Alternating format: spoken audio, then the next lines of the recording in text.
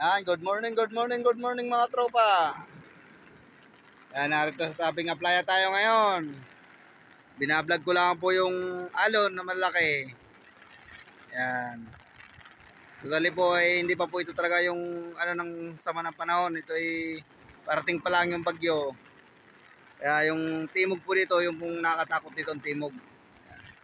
Baka po pag manimog po, tsaka lumakas ang ay delikado po yung bangka na yan. Mga bangka nasa tabi. Yan. Po ng alon.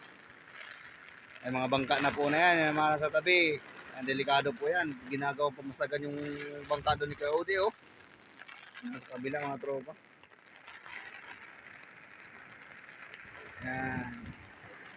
May bangka pang dalawa, nasa laot. Sana ingat-ingat palagi yung mga madadaanan ng bagyo. Saka masamang ulan, malakas. Lagi tayo mag-pray para tayo maligtas. Yan po. Mga tropa. So, update ko lang po sa inyo itong lakas. No? Mudo malakas pa. Ngayon, kayo mga nagbabalak dyan, magpunta sa Quezon North, sa Quezon, yung Banta Quezon ay huwag nyo muna kayong tumuloy at mudo malakas pa ngayon. Mahirap pa ngayon mga ligo sa dagat. Malakas pa. So, ililipat din pala natin itong mga tropa, yung ating bangka, yung ating mga ginagamit pamukot. Yan. Dali, dito pa nga yung lampat natin, hindi pa natin puno na pala ng tubig itong mga tropa, magdamag naman ng ulan, oh.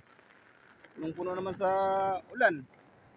Yan, ililipat na natin itong mga tropa. Hindi ko na ito i-vlog sa inyo paglipat namin, tsaka pagkuha ng lambat. Gawa ng maulan. Basa yung ating cellphone, wala pa tayong GoPro. Yan, shout out para sa mga pinsan ko. Ingat kayo dyan, mga Pamilya Sanchez. Ingat po kayo palagi sa inyo, mga ginagawa. Yan. Saka yung mga pinsan ko nasa Pampanga. Yan. Ingat po kayo dyan. Pinsan ko po dito sa